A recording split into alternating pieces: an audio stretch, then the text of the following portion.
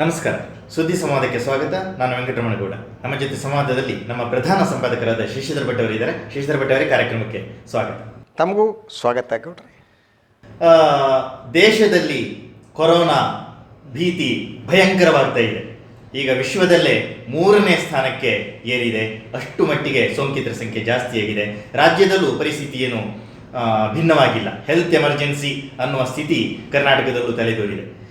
ಏನಾಗಿದೆ ಅಂದರೆ, ಸರ್ಕಾರಗಳು ಈ ಕೊರೋನಾವನ್ನು ಹ್ಯಾಂಡಲ್ ಮಾಡುವಲ್ಲಿ ಎಲ್ಲಿ ನಿಷ್ಕ್ರಿಯವಾಗ್ತಿವೆ ಅಥವಾ ಎಲ್ಲಿ ವಿಫಲವಾಗ್ತಿವೆ? ಇದನ್ನು ನಾನು ರಾಜಕೀಯವನ್ನು ಮೀರಿ ಮಾತಾಡೋಣ. ಭಾರತ ಸೋಲುತ್ತಿದೆ. ನಾವೀಗ 3ನೇ ಸ್ಥಾನಕ್ಕೆ ಬಂದಿದ್ದೀವಿ. ವಿಶ್ವದಲ್ಲಿ ಅತಿ ಹೆಚ್ಚು ಕೊರೋನಾ ಇರುವ ದೇಶಗಳಲ್ಲಿ 3ನೇ ಸ್ಥಾನ ನಮ್ಮದು. ಇನ್ನು ಅಮೇರಿಕಾ, ಬ್ರೆಜಿಲ್ ಇದೆ. ಅವೆರಡರನ್ನ ಬೀಟ್ ಮಾಡಿದರೆ ನಾವು 1ನೇ ಸ್ಥಾನಕ್ಕೆ ಹೋಗ್ತೀವಿ. ಆದ್ದರಿಂದ ಇದು ಭಾರತದ ವಿಫಲತೆ ಅಂತೇಳಿ. ಈ ಭಾರತದ ವಿಫಲತೆಯಲ್ಲಿ ರಾಜಕಾರಣಿಗಳ ಪಾಲು, ಕೇಂದ್ರ ಸರ್ಕಾರದ ಪಾಲು, ರಾಜ್ಯ ಸರ್ಕಾರದ ಪಾಲು, ಸಾಮಾನ್ಯ ಜನರ ಪಾಲು. ಇದನ್ನು ನಾವು ಈ 3 ರೀತಿಯಲ್ಲಿ ವಿಶ್ಲೇಷಿಸ್ಬೋದು. ಮೊದಲನೇದಾಗಿ ಜನರ ಪಾಲು. ನಾವು ಅಯೋಗ್ಯರು ಕಣ್ರಿ.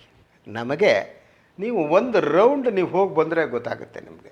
ಭಾಳಷ್ಟು ಕಡೆ ನಿನ್ನೆ ಲಾಕ್ಡೌನು, ಜನ ರಸ್ತೆಯಲ್ಲಿ ಇರಲಿಲ್ಲ. ಸರಿ, ಓಕೆ, ಅಷ್ಟಕ್ಕೆ ಸೀಮಿತ ಆಗಿಲ್ಲ. ಪ್ರಿಕಾಷನ್ ತೆಗೆದುಕೊಳ್ಳುವುದು ನಮಗೆ ಗೊತ್ತಿಲ್ಲ. ಮಾಸ್ಕ್ ಹಾಕ್ಕೊಳ್ಳಿ ಅಂದರೆ ಕುತ್ತಿಗೆ ಹಾಕ್ಕೊಂಡು ಹೋಗ್ತಾರೆ, ಕಂಠ ಇದು ಆಭರಣದ ಹಾಗೆ. ಭಾಳಷ್ಟು ಜನ ನಾನು ನೋಡ್ತಾ ಇದ್ದೀನಿ. ಸ್ಯಾನಿಟೈಸೇಷನ್ ಮಾಡ್ಕೊಳ್ಳೋಂದ್ರೆ ಮಾಡ್ಕೊಳ್ಳಲ್ಲ. ಸೊ ಹೀಗಾಗಿ ಭಾರತದ ಜನರು ಏನಿದ್ದಾರೆ ಅವರಿಗೆ ಹೆಲ್ತ್ ಕಾನ್ಷಿಯಸ್ನೆಸ್ ಅನ್ನೋದಿಲ್ಲ. ಆರೋಗ್ಯವನ್ನು ಕಾಪಾಡಿಕೊಳ್ಳೋದು ಸೋಂಕು ಹೇಗೆ ತಗಲುತ್ತೆ ಅನ್ನೋದಿಲ್ಲ. ನಾನು ಕೆಲವು ಕಡೆ ಕೆಲವರು ಯಾರಿಗೂ ನಾನು ಕೇಳ್ತಾ ಇದ್ದೆ, ಅಲ್ಲಿ ದೇವಸ್ಥಾನ ಇದೆ ಅಂತಿದ್ರು. ಕೆಲವು ಕಡೆ ದೇವಸ್ಥಾನಗಳಿದ್ದೆ, ಪೂಜೆ ಮಾಡೋದಕ್ಕೆ ನಾವು ಹೋಗಿ ಗಂಟೆ ಹೊಡೆಯೋದಕ್ಕೆ, ಪೂಜೆ ಮಾಡೋದಕ್ಕೆ ನಾವು ಗ್ರೇಟ್, ದೀಪ ಹಚ್ಚೋದಕ್ಕೆ, ಆರತಿ ಬೆಳಗೋದಕ್ಕೆ. ಬಟ್ ಕೈ ತೊಳ್ಕೊಳ್ರಯ್ಯ, ಮುಖ ತೊಳ್ಕೊಳ್ರಯ್ಯ, ಸ್ಯಾನಿಟೈಸರ್ ಹಾಕ್ಕೊಳ್ರಯ್ಯ, ಸೋಪ್ ನೋ. ಹೊರಗಡೆ ಬರಬೇಕಾದ್ರೆ ಆದಷ್ಟು ಬರಿಬೇಡಿ ಅಂತಂದರೆ ಜನ ಬರ್ತಾರೆ. ಆದ್ದರಿಂದ ಏನು ಒಟ್ಟಾರೆ ಇದನ್ನು ತಡೆಗಟ್ಟೋದಕ್ಕೆ ಏನು ಮಾಡಬೇಕೋ ಆ ಒಂದು ಕೆಲಸವನ್ನು ನಾಗರಿಕರು ಮಾಡ್ತಾ ಇಲ್ಲ. ನೀವು ಈ ದೇಶದ ಜನರು, ನೀವು ಬಾಲ್ಕನಿ ಬನ್ನಿ ಅಂದರೆ ಎಲ್ಲ ಬಂದು ನಿಂತ್ಕೊತಾರೆ ಕಣ್ರಿ. ಆರತಿ ಮಾಡಿ ಅಂದರೆ ಎಲ್ಲ ಮಾಡ್ತಾರೆ. ಶಂಖನಾದ ಮಾಡಿ ಅಂದರೆ ಮಾತಾಡ್ತಾರೆ. ಇನ್ನೇನು ನಾದ ಮಾಡಿ ಅಂದರೆ ಮಾಡ್ತಾರೆ. ಎಟ್ಲೀಸ್ಟು ಒಂದು ಡಿಸ್ಟೆನ್ಸನ್ನು ಕಾಪಾಡಿ. ನಾನು ಬಹಳ ಸಹಜಗಳೇ ನೋಡ್ತೀನಿ ಹೋಟೆಲ್ಗಳಲ್ಲಿ, ಅಲ್ಲಿ ಇಲ್ಲಿ ಗುಂಪು ಕಟ್ಟಿ ನಿಂತ್ಕೊಂಡಿರ್ತಾರೆ. ಈಗ ಇದು ಏನು ಸಾಮಾಜಿಕವಾಗಿ ಹರಡುವ ಸ್ಥಿತಿಗೆ ಬಂದುಬಿಟ್ಟಿದೆ. ಈಗ ಈ ಮೂಲ ಗೊತ್ತಾಗಲ್ಲ ಹೆಂಗೆ ಬಂತು, ಆ ಲೆವೆಲಿಗೆ ಬಂದುಬಿಟ್ಟಿದ್ದೀವಿ ನಾವು.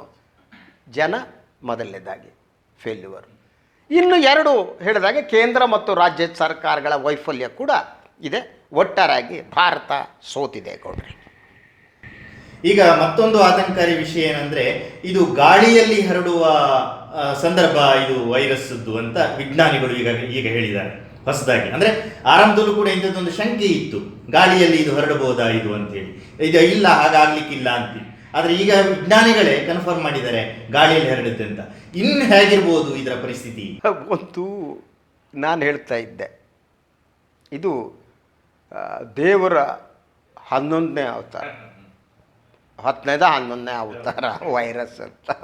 ನೀವು ಬೇಕಾದ್ರೆ ವಿಷ್ಣುವಿನ ಅವತಾರ ಅನ್ನಿ, ಅಲ್ಲಾನ ಅವತಾರ ಅನ್ನಿ, ಯೇಸುವಿನ ಅವತಾರ ಅನ್ನಿ, ಸೃಷ್ಟಿಕರ್ತರ ಅವತಾರ ಅನ್ನಿ, ಅವತಾರವಾಗಿದೆ. ಯಾಕಂದರೆ ಇದು ಮಾನವ ಜನಾಂಗದ ಮೇಲೆ ಒಂದು ಅತಿ ದೊಡ್ಡ ದಾಳಿ. ಇದಕ್ಕೆ ಉತ್ತರ ನಮಗೆ ಗೊತ್ತೇ ಇಲ್ಲ. ಆ ರೀತಿಯ ದಾಳಿ ಇದು. ಸೊ ನಿಜವಾಗಿ ನೀವು ಹೇಳಿದಾಗ ಗಾಳಿಯಿಂದ ಹರಡುತ್ತೆ ಅಂತ ಆದರೆ ನನಗೆ ಗೊತ್ತಿಲ್ಲ. ಇಟ್ ಹ್ಯಾಸ್ ಬಿನ್ ಪ್ರೂವ್ ಆಗಿದೆ ಅನ್ನೋದ್ರ ಬಗ್ಗೆ ನನಗೆ ಡೌಟ್ ಇದೆ. ಈ ವೈರಸ್ ಏನೋ ಗಾಳಿಯಿಂದ ಹರಡುತ್ತೆ ಅಂತಾದರೆ ಅದು ಮಹಾನ್ ಅಪಾಯಕಾರಿಯಾದ ಒಂದು ಸ್ಥಿತಿಗೆ ನಾವು ತಲುಪಿಬಿಡ್ತೀವಿ. ನಾಟ್ ಓನ್ಲಿ ಇಂಡಿಯಾ, ವಿಶ್ವವೇ ಒಂದು ಅಪಾಯಕಾರಿಯಾದ ಸ್ಥಿತಿಗೆ ತಲುಪಿಬಿಟ್ಟು ರಸ್ತೆಗಳಲ್ಲಿ ಹೆಣಗಳ ಸಾಲು ಬೀಳಬಹುದು. ಹೆಣವನ್ನು ಎತ್ಕೊಂಡು ಹೋಗೋದಕ್ಕೆ ಸಾಧ್ಯ ಇಲ್ಲದಿರುವ ಒಂದು ಸ್ಥಿತಿ ನಿರ್ಮಾಣ ಆಗ್ಬೋದು. ಸಾಮೂಹಿಕವಾಗಿ ದಫನ್ ಮಾಡಬೇಕಾದ ಒಂದು ಸ್ಥಿತಿ ಬರಬಹುದು. ಮಾನವ ಜನಾಂಗನೇ ನಾಶ ಆಗ್ಬಿಡುತ್ತಾ ಅಂತ ಪ್ರಳಯದ ಕಲ್ಪನೆ ಭಾರತೀಯರಲ್ಲಿ ಇದೆಯಲ್ಲ, ಇದು ಒಂದು ರೀತಿಯ ಪ್ರಳಯವ ಅನ್ನುವ ಅನುಮಾನ ಬರುವ ರೀತಿ ಇದೆ. ಆದರೆ ಸ್ವಯಂಕೃತ ಅಪರಾಧ ಅನ್ನೋದನ್ನು ನಾವು ಅರ್ಥ ಮಾಡ್ಕೋಬೇಕು. ಇದು ಸ್ವಯಂಕೃತ ಅಪರಾಧ ನಮ್ಮದು.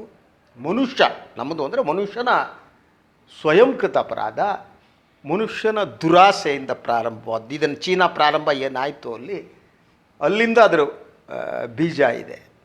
ನೀವು ಯಾವುದ್ಯಾವುದೋ ಪ್ರಾಣಿಗಳನ್ನು ತಿನ್ನೋದಿದೆಯಲ್ಲ, ಮಾಂಸಾಹಾರಕ್ಕೂ ತಿನ್ನೋದಕ್ಕೆ ಪ್ರಾಣಿಗಳಿವೆ ಕಣ್ರಿ ಜಗತ್ತಿನಲ್ಲಿ.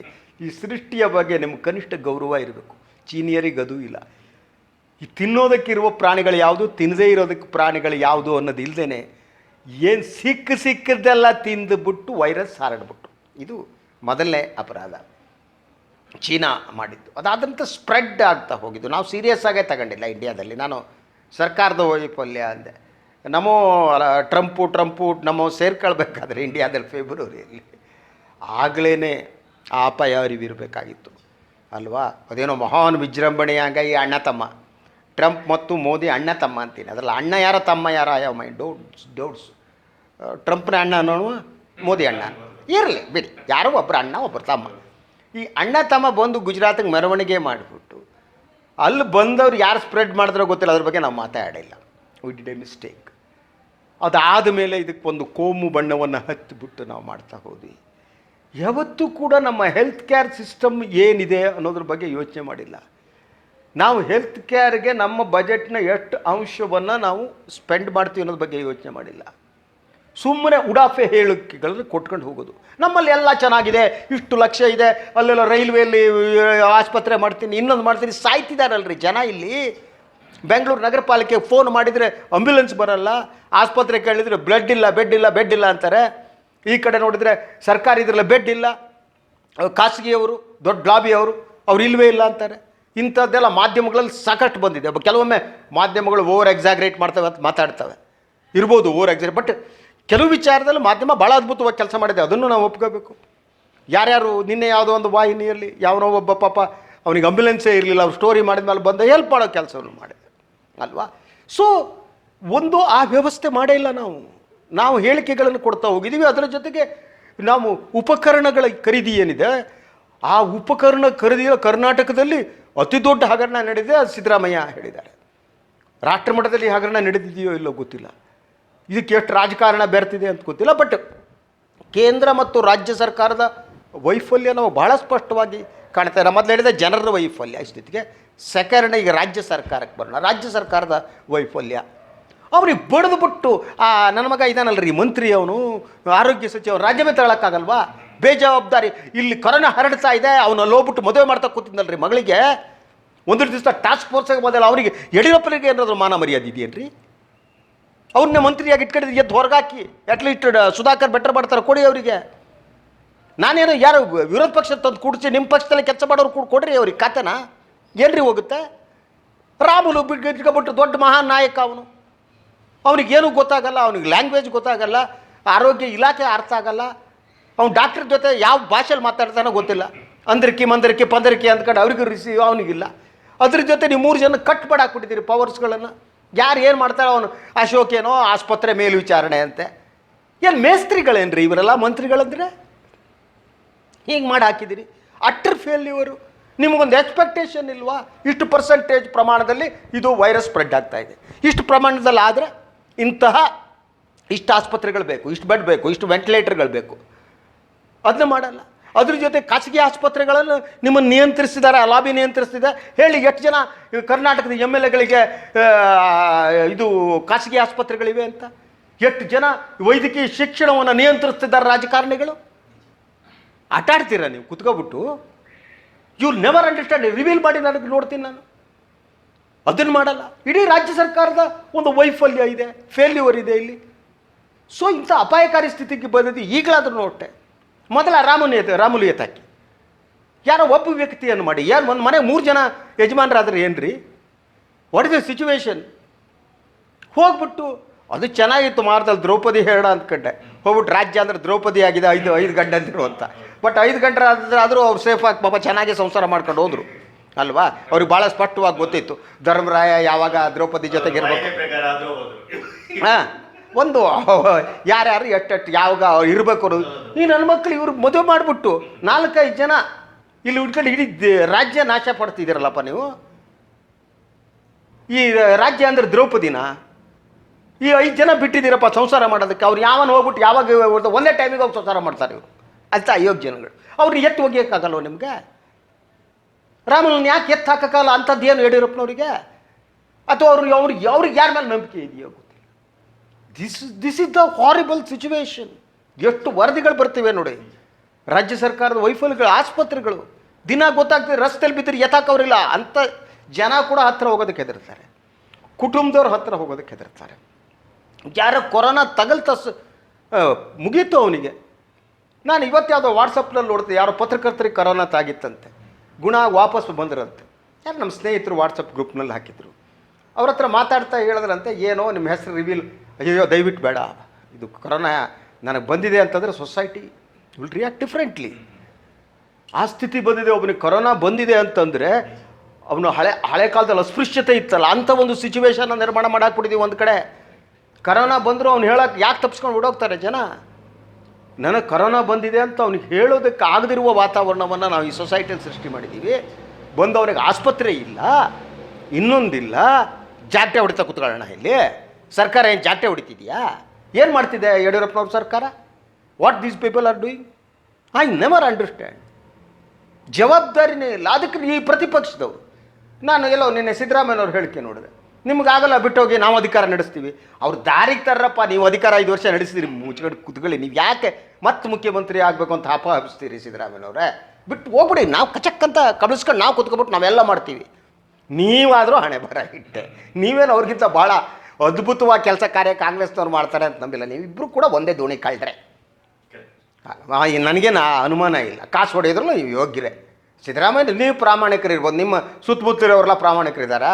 ಎಲ್ಲ ಕಾಸು ಹೊಡೆಯೋರನ್ನ ಇಟ್ಕೊಂಡು 5 ವರ್ಷ ಮಾಡಿದ್ರಿ, ಹಿಂದೆ ಮುಂದೆ ಎಲ್ಲ ದೊಡ್ಡ ದೊಡ್ಡ ಕುಳುಗಳನ್ನು ಇಟ್ಕೊಂಡ್ರಿ. ಆದ್ದರಿಂದ ನೀವು ಏನು ಅಪ್ಪಡ ಪ್ರಾಮಾಣಿಕರು ನೀವಿರ್ಬೋದು. ವೈಯಕ್ತಿಕವಾಗಿ ಎಸ್ ಐ ಅಗ್ರಿ, ಸಿದ್ದರಾಮಯ್ಯ ವೈಯಕ್ತಿಕವಾಗಿ ಪ್ರಾಮಾಣಿಕರು, ಸುತ್ತಮುತ್ತಲಿರೋರಲ್ಲ. ಸೊ ಈಗಿನ ಇಲ್ಲಿ ಹೆಂಗೆ ಅಂದರೆ ಯಡಿಯೂರಪ್ಪನವರು ಪ್ರಾಮಾಣಿಕರಲ್ಲ, ಅವ್ರ ಸುತ್ತಮುತ್ತಲ ಇರೋರು ಪ್ರಾಮಾಣಿಕರಲ್ಲ. ರಾಮ್ ಭಜನೆ ಮಾಡೋದು ಕಾಸು ಹೊಡೆಯೋದು, ರಾಮ್ ಭಜನೆ ಮಾಡೋದು ಕಾಸು ಹೊಡೆಯೋದು. ಎಟ್ಲೀಸ್ಟು ಆರೋಗ್ಯ ಉತ್ಪನ್ನಗಳು ಅದನ್ನು ಏನಾದರೂ ನಾನು ತನಿಖೆ ಮಾಡಬೇಕು ಅಂತಂದರೆ ಸ್ಪೀಕರೇ ಬೇಕಾದ್ರೆ ಒಂದು ತಡೆ ಕೊಟ್ಬಿಡ್ತಾರೆ, ನೋ ತನಿಖೆ ಮಾಡಬೇಡಿ ಅಂತ. ಸೊ ಕಾಸು ಯಾವುದೋ ಮಾಸ್ಕ್ ಕಣ್ರಿ, 40 ರೂಪಾಯಿ ಸಿಗೋ ಮಾಸ್ಕ್ 200, 300, 500 ರೂಪಾಯಿ ಹಾಕೊಂಡು ಕಾಸು ಹೊಡೆದಿದ್ದಾರೆ. ಅದ್ರ ಬಗ್ಗೆ ತನಿಖೆ ಆಗೋದು ಬೇಡ. ಎಟ್ಲೀಸ್ಟು ಕೊಚ್ಚೆಯಲ್ಲಿ ಬಿದ್ದ ಇದನ್ನು ತಿಂದಂಗೆ ಕಣ್ರಿ ಇದು. ಈ ಜನರಿಗೆ ಆರೋಗ್ಯಕ್ಕೆ ಸಂಬಂಧಪಟ್ಟಂಥದ್ದು ವಸ್ತುಗಳನ್ನು ತರಬೇಕಾದ್ರೆ ನೀವು ಕಾಸು ಹೊಡಿತೀರಿ ಅಂದರೆ ಕೊಚ್ಚೆಯಲ್ಲಿ ಏನೋ ಬಿದ್ದಿದೆ ನೆಕ್ಕಿದಾಗಲ್ವಾ? ಜನರು ಸಾಯ್ತಾ ಇರುವ ಸ್ಥಿತಿಯಲ್ಲೂ ಕೂಡ ಇವರಿಗೆ ದುಡ್ಡು ಬೇಕಾ? ಎಸ್, ಜನ ಐ ಡೋಂಟ್ ಇದರಲ್ಲೂ ಕಾಸು ಮಾಡೋಕೆ ಹೋಗ್ತಿರಲ್ಲಪ್ಪ. ನಾನು ಅದಕ್ಕೆ ಹೇಳ್ತಿದ್ದೀನಿ, ನೀವು ಹೆಣ ತಗೊಂಡು ಮಾರಾಟಕ್ಕೆ ಇಡ್ತೀರಿ, ಕಾಸು ಕೊಡ್ತಾರೆ ಯಾರು ಅಂತಂದರೆ ತಗೊಂಡು ಹೋಗ್ಬಿಟ್ಟು ಮೆಜೆಸ್ಟಿಕ್ನಲ್ಲಿ ಅಷ್ಟು ಹೆಣ ಇಟ್ಕೊಂಡು ಹರಾಜು ಆಗ್ತಿರ್ಬೇಕಾದ್ರೆ ನೀವು. That is the situation. The next thing is ಕೇಂದ್ರ ಸರ್ಕಾರದ ವೈಫಲ್ಯ. ಅದ್ರ ಬಗ್ಗೆ ನಾವು ಚರ್ಚೆ ಮಾಡ್ಬೇಕು ಅನ್ಸುತ್ತೆ. ನಾವು ರಾಜ್ಯ ಸರ್ಕಾರದ ವಿಷಯದಲ್ಲಿ ಮತ್ತೊಂದು ಇದು ಮಾತಾಡಬೇಕು ಅಂದರೆ, ಮಾಧ್ಯಮಗಳಲ್ಲಿ ಬರ್ತಾ ಇರೋ ವರದಿ ನೋಡಿದ್ರೆ 15 ಆಸ್ಪತ್ರೆ ಸುತ್ತಾಡದ್ರಂತೆ. ಒಂದು ಹೆಂಡತಿಯನ್ನು ಕರ್ಕೊಂಡೋಗಿ ಟ್ರೀಟ್ಮೆಂಟ್ ಕೊಡ್ಸೋಕ್ಕೆ ಯಾವ ಆಸ್ಪತ್ರೆಯಲ್ಲೂ ಅಡ್ಮಿಷನ್ ಕೊಡಲಿಲ್ಲ. ಆಮೇಲೆ ನೀವು ಕೋವಿಡ್ ಸರ್ಟಿಫಿಕೇಟ್ ಇದ್ದಾನೆ ಅಂದರೆ ಏನು ಪರಿಸ್ಥಿತಿ? ಕಡೆಗೆ ಆ ಹೆಣ್ಮಗಳು ಸತ್ತು ಹೋದರು. ನೆನ್ನೆ ಕೂಡ ಅದೇ ಥರದ ಒಂದು ಕೇಸು. ಆಮೇಲೆ ಮತ್ತೊಂದು ಕೇಸ್ ಏನಂದರೆ, ಕೋವಿಡ್ ಇಲ್ದಿದ್ದವನಿಗೂ ನೀನು ಕೋವಿಡ್ ಪಾಸಿಟಿವ್ ಇದೆ ಅಂತ ಹೇಳಿ ಹೇಳಿಬಿಟ್ಟು ಅವನಿಂದ 1 ಲಕ್ಷ ವಸೂಲಿ ಮಾಡಿರೋದು. ಆಮೇಲೆ ನೋಡಿದ್ರೆ ಕೋವಿಡ್ ನೆಗೆಟಿವ್ ಅವನಿಗೆ. ಇಂಥ ಸ್ಥಿತಿ ಏನು ಪ್ರೈವೇಟ್ ಹಾಸ್ಪಿಟ್ಲ್ಗಳಲ್ಲಿ ನಡೀತಾ ಇದೆ. ಹಾಗಾದರೆ ಗೌರ್ಮೆಂಟ್ ಏನು ಮಾಡುತ್ತೆ? ನನಗೆ ಅದೇ ಗೊತ್ತಾಗಲ್ಲ ನೋಡಿ. ಈಗ ನಿಮ್ಗೆ ಇನ್ನೊಂದು ಹೇಳ್ತೀನಿ. ಆಯುರ್ವೇದದಲ್ಲಿ ಪರಿಹಾರ ಇದೆ ಅಂತ ರಾಮದೇವ್ ಅದೇನೋ ಹೇಳಿಬಿಟ್ಟು ಅದರ ನಂತರ ಏನೋ ಮಾಡಿದ್ರು.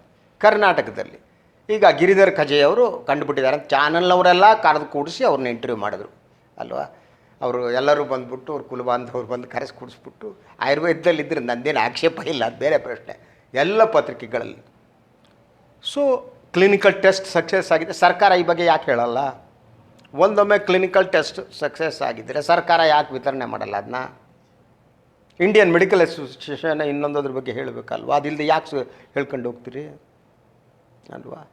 ಖಜೆ ಅವರ ಔಷಧ, ಎಸ್, ಖಜೆ ಅವರು ಒಬ್ಬ ಒಳ್ಳೆ ಆಯುರ್ವೇದ ಡಾಕ್ಟರ್ ಅನ್ನೋದು ನನಗೆ ಗೊತ್ತಿದೆ, ಐ ಡೋಂಟ್ ಡಿನೈ ದಟ್. ಆದರೆ ಜನರ ಜೀವ ಜೊತೆ ಆಟ ಆಡ್ತೀರಲ್ರಿ. ಈಗ ನೀವು ಎಲ್ಲ ಮಾಧ್ಯಮದಲ್ಲಿ ಕರೆದು ಅವ್ನು ಇಂಟರ್ವ್ಯೂ ಮಾಡಿದ್ದೀರಿ. ನಾನು ನಾಳೆ ಯಾವುದೋ ಇಂಗ್ಲೀಷ್ ಔಷಧನೇ ತಗೊಳ್ಳಲ್ಲ, ಪಾಸಿಟಿವ್ ಬಂದ ತಕ್ಷಣ ಖಜೆ ಅವರು ಕೊಟ್ಟಂಥ ಗುಳಿಗೆ ಹಾಕ್ಕೊಂಡು ಕೂತ್ಕೊತೀನಪ್ಪ. ಗೊಟ್ಟಕ್ಕಂದ್ರೆ ಯಾರು ರೆಸ್ಪಾನ್ಸಿಬಲ್ಲು? ಅದು ಯಾವುದೋ ಇವತ್ತು ಪತ್ರಿಕೆಯಲ್ಲಿ ನೋಡ್ತಾ ಯಾವುದೋ ವಿಕ್ಟೋರಿಯಾ ಆಸ್ಪತ್ರೆಯಲ್ಲಿ ಎಲ್ಲೋ ಕ್ಲಿನಿಕಲ್ ಟೆಸ್ಟ್ ಆಗಿದೆ ಅಂತ. ಎಲ್ಲಿದೆಯಪ್ಪ ಸರ್ಟಿಫಿಕೇಟು? ಯಾರಪ್ಪ ಕೊಡೋದು?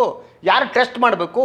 ಇಂತಹ ಔಷಧ ಇಂತಹ ರೋಗಕ್ಕೆ ಮದ್ದು ಅನ್ನೋದಕ್ಕೆ ಎಷ್ಟು ಕಾಲ ಅದಕ್ಕೆ ಟೆಸ್ಟ್ ನಡಿಬೇಕಾಗುತ್ತೆ? ಅದು ಒಮ್ಮೆಲೆ ಹೋಗ್ಬಿಟ್ಟು ಅದೇನು ಹಿಂಗೆ ಕಟಕ್ ಅಂತ ಅಂದ್ಬಿಟ್ರೆ ಮುಗಿದೋಯ್ತು. ಅದು ಯಾರಿಗೊಬ್ರು ಕೊಟ್ಟೆ ಗುಣ ಆಯಿತು ಅಂತ ಎಲ್ಲ ಕಡೆ ಮಾಧ್ಯಮದಲ್ಲಿ ಹಾಕೊಂಡು ಹೊಡಿತಿದ್ದೀರಲ್ಲಪ್ಪ. ಯಾರನ್ನ ನೀವು ತಪ್ಪು ದಾರಿಗೆ ಎಳಿತಿದ್ದೀರಿ?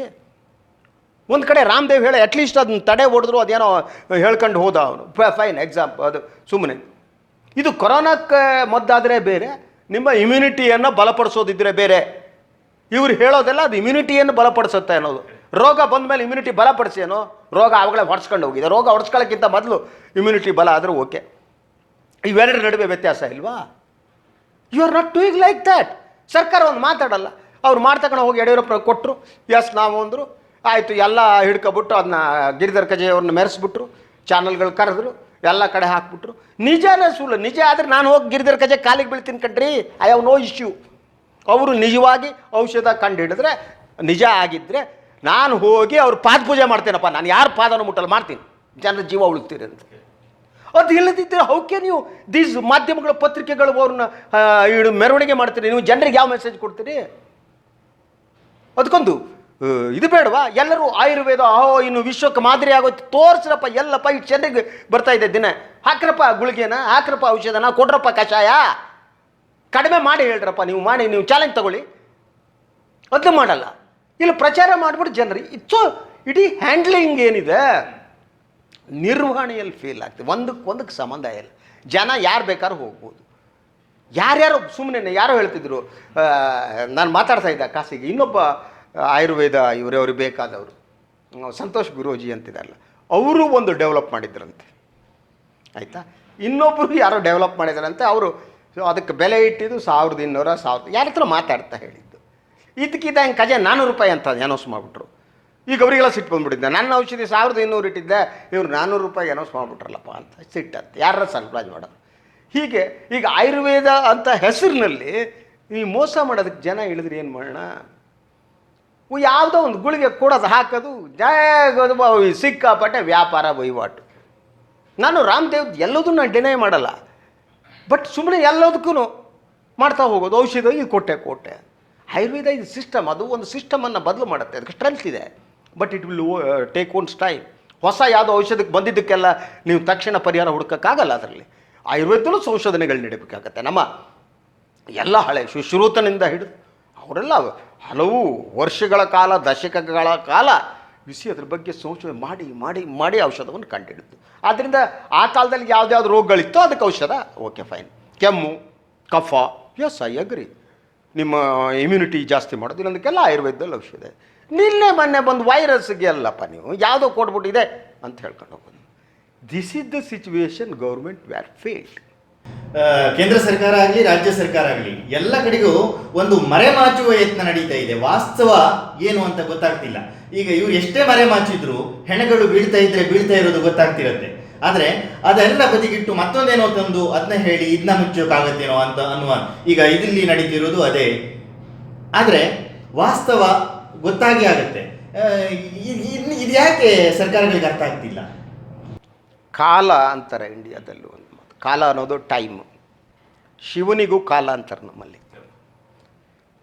ಕಾಲವಾದ ಅಂತಾರೆ ಸತ್ತೋದ್ರೆ. ಕಾಲವೇ ನಿಮಗೆ ಪಾಠ ಕಲಿಸುತ್ತೆ ಇರ್ತಾರೆ. ಇಂಡಿಯಾದಲ್ಲಿ ಕಾಲ ಅನ್ನುವ ಶಬ್ದದ ಪ್ರಯೋಗ ಇದೆಯಲ್ಲ, ಅದು ಭಾಳ ಡಿಫ್ರೆಂಟ್ ಆದ್ದು.